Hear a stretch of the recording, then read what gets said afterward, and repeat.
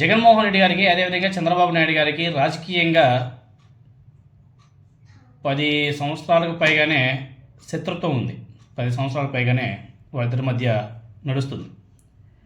ఇద్దరు నేరుగా కలుసుకొని కనీసం షేక్ హ్యాండ్ ఇచ్చుకున్న సందర్భాలు కూడా లేవు.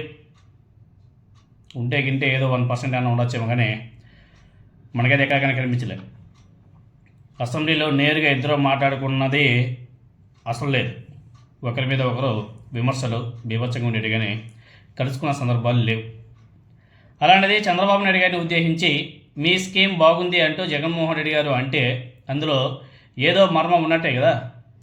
అదే జరిగింది నిన్న.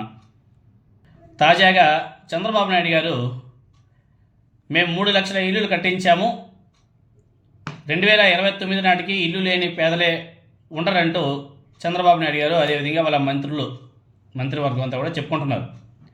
అయితే తాము నిర్మించిన ఇల్లు ఇప్పుడు ప్రారంభించి ఆ క్రెడిట్ చోరీ చేయడం ఏమిటని చెప్పేసి జగన్మోహన్ రెడ్డి గారు నిన్న ట్వీట్ ద్వారా ప్రశ్నించారు. దానికి సంబంధించి ఆయన ట్వీట్ చేశాడు. అయ్యా చంద్రబాబు నాయుడు గారు, మీరు చాలా బాగా యాక్ట్ చేస్తారు, అదేవిధంగా మీ కథ స్క్రీన్ ప్లే దర్శకత్వంలో విజయవంతంగా నడిపిస్తున్న క్రెడిట్ చోరీ స్కీమ్ చాలా బాగుంది అని చెప్పేసి జగన్మోహన్ రెడ్డి గారు సెటైరికల్గా మెచ్చుకోవడం జరిగింది.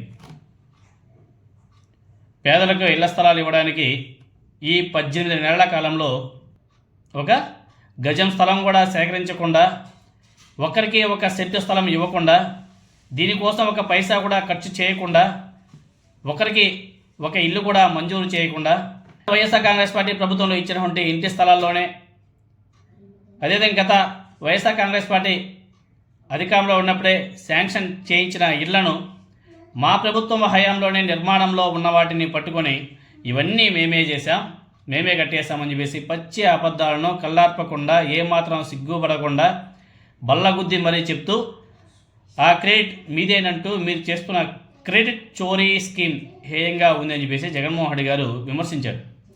ఇతరుల కష్టాన్ని తన గొప్పతనంగా చెప్పుకునేవాడు నాయకుడు కాదు, నాటకాల రాయుడు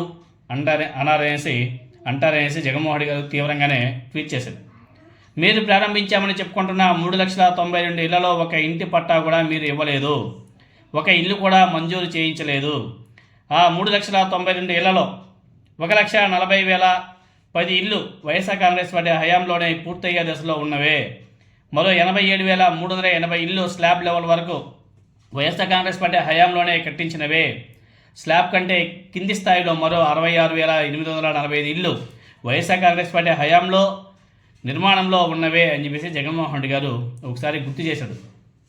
ఇవి కాక అక్టోబర్ 12, 2023 ఒకేసారి 7,43,396 ఇళ్లలో ఒకే రోజు గృహప్రవేశాలతో వైఎస్ఆర్ కాంగ్రెస్ పార్టీ ప్రభుత్వం చరిత్ర సృష్టించింది. ఇన్ని వాస్తవాలు కళ్ళ ముందే ఉన్న అసలు వైఎస్ఆర్ కాంగ్రెస్ పార్టీ ప్రభుత్వం ఏమీ చేయనట్టుగా, మీరే అన్నీ చేసినట్టుగా పచ్చి అబద్ధాలను ప్రచారం చేస్తున్న మీ స్కీమ్, మీ క్రెడిట్ చోరీ స్కీమ్ చాలా హేయం చంద్రబాబు నాయుడు గారు అనేసి జగన్మోహన్ రెడ్డి గారు కొంచెం తీవ్ర స్థాయిలోనే మండిపడ్డారు. అదేవిధంగా వైఎస్ఆర్ కాంగ్రెస్ పార్టీ హయాంలో 71.8 ఎకరాల్లో 31.19 లక్షల ఇళ్ల పట్టాలను అక్కా చెల్లెమ్మలకి ఇచ్చి వారి పేరు మీద రిజిస్ట్రేషన్ చేయించాం. అదేవిధంగా 21.75 లక్షల ఇళ్లను శాంక్షన్ చేయించి కోవిడ్ లాంటి మహమ్మారి ద్వారా తలెత్తినటువంటి సంక్షోభాన్ని ఎదుర్కొంటూ 9 లక్షలకు పైగా ఇళ్లను వైఎస్ఆర్ కాంగ్రెస్ పార్టీ హయాంలోనే పూర్తి చేసిన అన్నీ మీరే చేశారన్నట్టుగా మీరే ఇలా చెప్పడమే కాకుండా మీ ఎల్లో మీడియా ద్వారా ప్రచారం చేయించుకొని ఆ క్రెడిట్ కొట్టేయాలనుకుంటున్న మీ స్కీమ్ చాలా హేయం చంద్రబాబు నాయుడు గారు. అదేవిధంగా వైఎస్ఆర్ కాంగ్రెస్ పార్టీ ప్రభుత్వంలో 31.19 లక్షల ఇళ్ల పట్టాలను ఇచ్చి అందులో 21.75 లక్షల ఇల్లు శాంక్షన్ చేయించి కట్టడం మొదలుపెట్టాం. మిగిలిన 10 లక్షల ఇళ్ల స్థలాల్లో పేదలకు ఇల్లు కట్టించి ఇచ్చే కార్యక్రమానికి పూనుకోకుండా ఆ ఖాళీ స్థలాలను లాక్కునే కార్యక్రమం చేస్తున్నటువంటి మీరు సిగ్గుతో తలదించుకోవాల్సింది పోయి నిసిగ్గుగా క్రెడిట్ చోరీకి పాల్పడడం అత్యంత హేయం.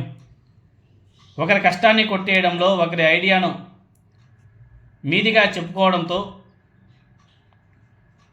ఆ పేదల ఇళ్ల స్థలాలను సైతం లాక్కునే ప్రయత్నం చేయడం అసలు క్రెడిట్ చోరీలో మీకు మీరే సాటి చంద్రబాబు నాయుడు గారు అని చెప్పేసి జగన్మోహన్ రెడ్డి గారు ఆయన ట్వీట్ని అందరితో ముగించడం జరిగింది.